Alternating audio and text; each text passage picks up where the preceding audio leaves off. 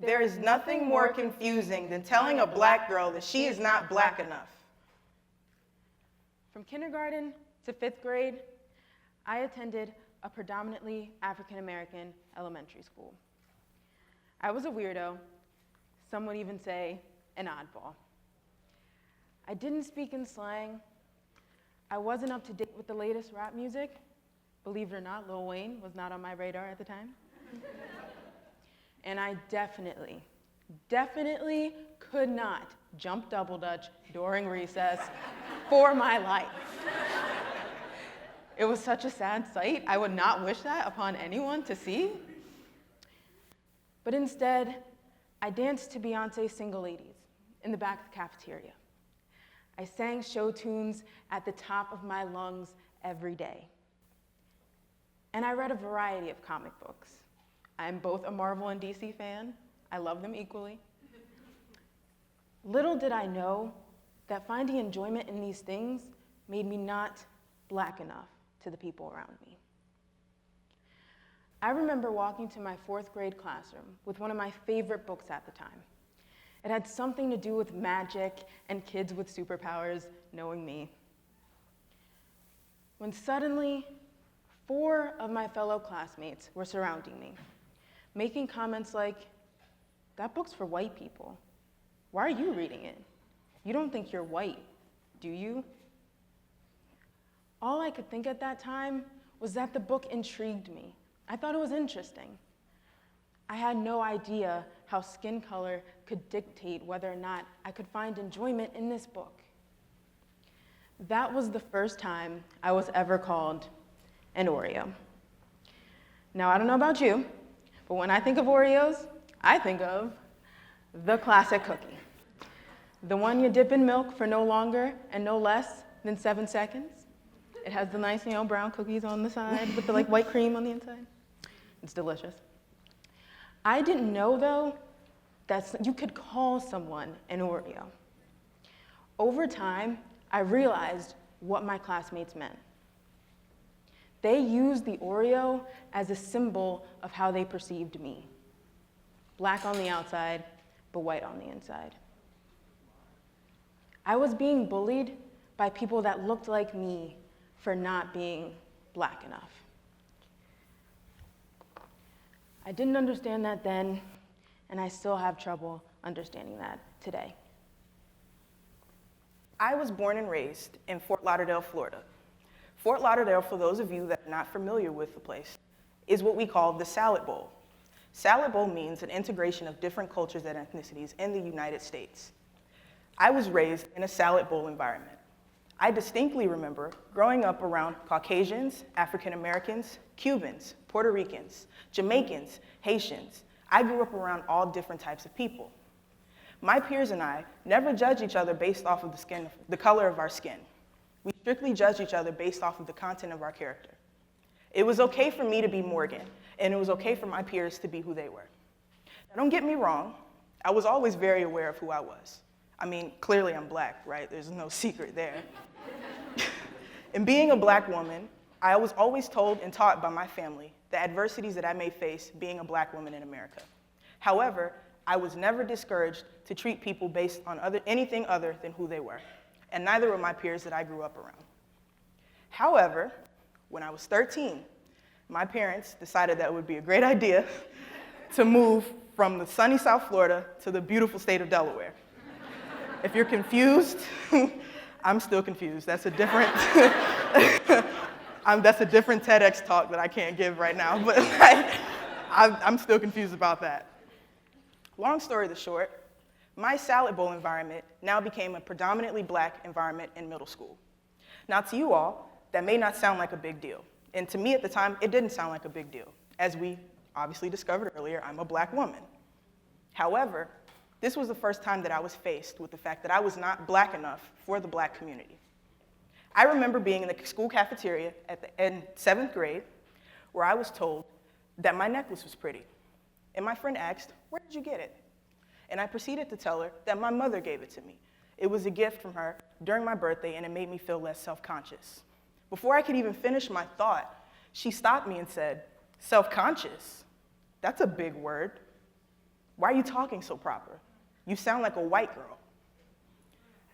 I was confused because, as far as my knowledge goes, self-conscious is a pretty known word in English. I didn't know colors came with words, I just was speaking. But that was not good enough for my black friends at my black school. I can remember having conversations about music with my peers, and them telling me about the new Rick Ross album or the new Meek Mill album that came out. And because I preferred to listen to Taylor Swift or turn on Tori Kelly music videos, I was not black enough. I listened to white girl music. And I became known at the school as the white girl trapped in the black girl's body, whatever that means, right?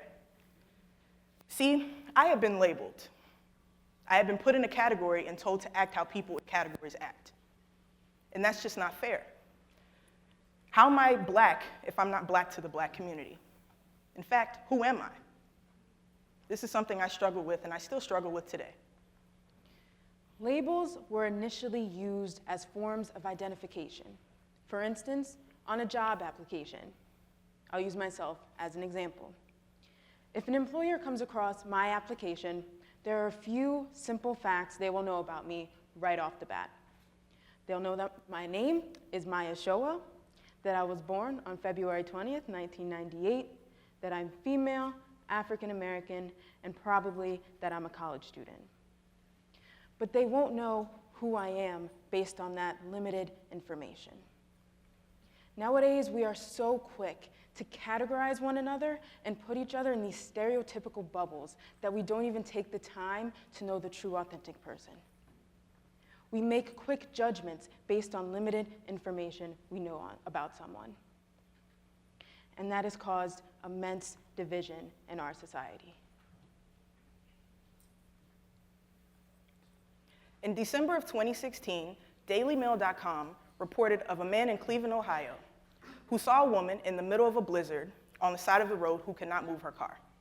As the man proceeded to go to the side of the road and help the woman get her safely home, he then noticed himself, a Bernie Sanders supporter, that she had a Donald Trump sticker on the back of her car. This man then, instead of helping the woman, proceeded to move his car away from the woman's, and before he drove off, he took out his cell phone and began to mock the woman and record it. He then posted on Facebook with the caption, and I quote, "I was going to help her, but she had a Trump sticker on the back of her car. Hashtag call your president." See, this is what we mean when we say labels divide people. This man, instead of even knowing the woman or getting a chance to even help a human being in need, saw a label and painted a picture of a woman he did not even know. And it affected how he treated her. It affected how he looked at her. And he's taking that message and spreading it around the world, as this went viral and was shared on numerous news sources. And he was praised for his pettiness instead of being wrong for not helping another human being in need, based off of a label, metaphorically and literally. And labels, this is just an example that labels do divide us, and that's a problem. White, blonde hair, blue eyes, rich. Black, loud, obnoxious, ghetto. LGBT, extra, flamboyant. Muslims, menaces to American society, terrorist. We need to treat each other based on who we are, not what we are or the labels that society decides to place upon us, because we are so much more than that. We are all a part of the human race, one race, and we should all be proud of our differences. The day the world and us as people decide to treat each other based off of the content of our character is the day the world will see unity. In order to spread this message, Morgan and I put together a pledge that we'd like you to join with us in saying today. But first, You gotta stand you up. gotta get on up. Please get up. Please get on up. I know you're tired, but like, you gotta get up. Take the hands of the people on either side of you, like so. As such. If you're a germaphobe, I know, just use it's some okay. hand sanitizer afterwards. It is You'll be okay. fine, I promise. It is okay. We would like you to say this. We would like you to say this pledge with us, but we're going to move to out of the way side so you can see it. Ready? Ready? 1, 2, 3. I vow to judge others by the content of their character and not the labels society has taught us. I am more than my race, my gender, my sexual orientation, or my physicalities. No label shall ever categorize me nor any other human being. I am enough and always will be enough. Labels are used for identification, but they do not identify me. No labels means no division. No division means we are one. I am, you are, we are labelless. Thank you.